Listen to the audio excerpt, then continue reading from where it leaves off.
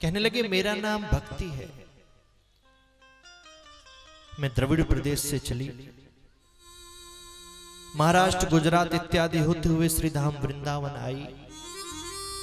जहां जहां व्यापार प्रबल था वहां वहां मैं वृद्ध हो जाती, बुजुर्ग हो जाती, और जैसे ही मैं श्रीधाम वृंदावन में आई मैं तो तरुण और जवान हो गई, और ये दोनों मेरे पुत्र हैं ज्ञान और वैराग्य, ये वृद्ध हो गए, बुजुर्ग हो गए और मूर्छित हो गए। आप जैसे संत का आगमन हुआ है, आप मेरे इस कष्ट की निवृत्ति करो, पुनः मेरे इन संतानों के कष्ट को दूर करो। नारद जी ने कहा अभी कर देते हैं। नाना प्रकार के वेद मंत्रों का उच्चारण नारद जी करने लगे, कोई फर्क नहीं पड़ा। सारे पुराण, सारे उपनिषद सब कुछ पढ़ डाले। जब तक वेद मंत्रों का उच्चारण होता तब तक ज्ञान वैराग थोड़े बहुत हिलते डुलते, और जैसे ही मंत्र बंद होता तुरंत बेहोश हो जाते। नारद जी बड़े परेशान, जो कुछ भी आता था सब कुछ लगा दिया, कोई फर्क नहीं पड़ा। आकाशवाणी हुई, सत्कर्म सूचको नूनम ज्ञान यज्ञ स्मृतो बुद्धे। नारद जी सत्कर्म करो, आपको कामयाबी अवश्य मिलेगी। बोले इतने वेद पुराण उपनिषद सब कुछ सुना दिए, क्या ये सत्कर्म नहीं थे?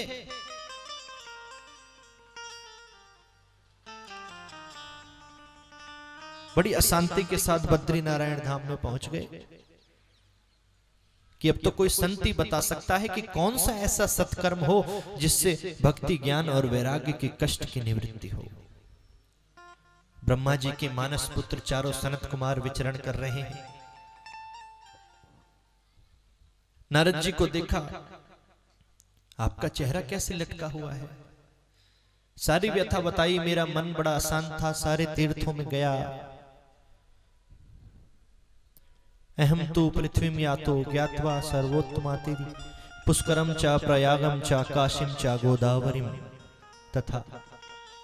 कहीं मुझे शांति नहीं मिली, श्री धाम वृंदावन गया, थोड़ी शांति मिली, ज्ञान वैराग्य को देखा और मन अशांत हो गया। क्या करूं ऐसा जो उनके कष्ट की निवृत्ति हो जाए? चारों सनत कुमार मुस्कुराने लगे, सनत सनंदन सनकादिक और सनत कुमार, कि बस इतनी सी बात के लिए आप जैसा संत अशांत है, जिसके दर्शन मात्र से ही व्यक्ति का बड़ा से बड़ा जो कष्ट है वो दूर हो जाता है।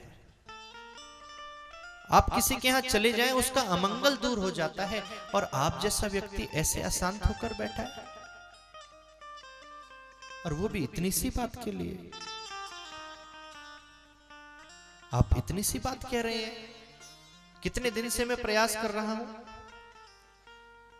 सब कुछ मैंने करके देख लिया, फिर भी नहीं हुआ। सनत कुमारों ने कहा, श्रीमद् भागवता लापहा सतु गीता सुकाति भी। श्रीमद् भागवत की कथा भक्ति ज्ञान वैराग्य को श्रवण कराएं, जिससे उनके कष्ट की निवृत्ति हो जाएगी। नारद जी ने कहा, कैसी बात करते हो? श्रीमद् भागवत क्या है? समस्त वेदों का सार ही तो है। सारे वेद पुराण उपनिषद सब कुछ मैंने सुना डाले, उसी के अंदर से तो भागवत निकला है। वेद रूपी वृक्ष का जो फल है वही तो श्रीमद् भागवत है। वेद सुनाने से कुछ नहीं हुआ तो भागवत से क्या होगा?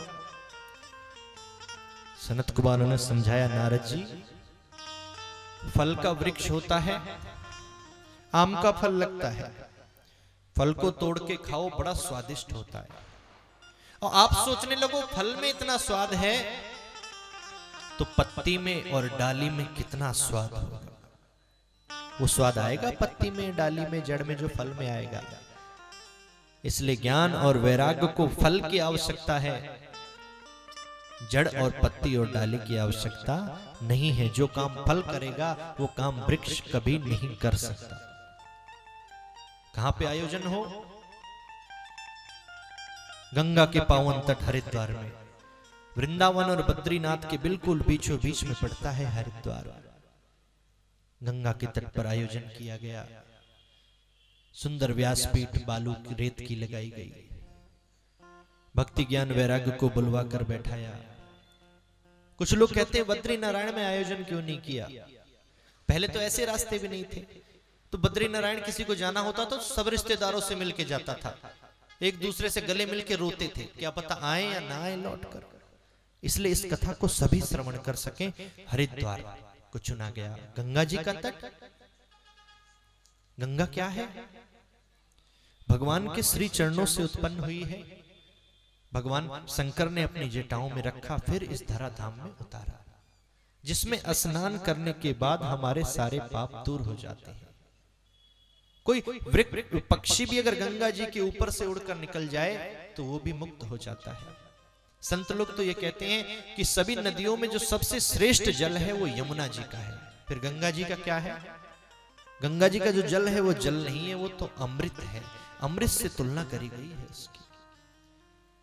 भक्ति ज्ञान वैराग्य को कथा सुनाई जा रही है। नारद जी बैठे हैं श्रोता के रूप में। कथा में बड़ा आनंद आ रहा है और कथा सुनते सुनते एक प्रश्न नारद जी ने सनत कुमारों से कर दिया कि भक्ति ज्ञान वैराग्य तो महान आत्मा है, मैं भी संत हूं, क्या कोई पापी व्यक्ति भी इस कथा को सुनकर उसका भी कुछ परिवर्तन हो सकता है?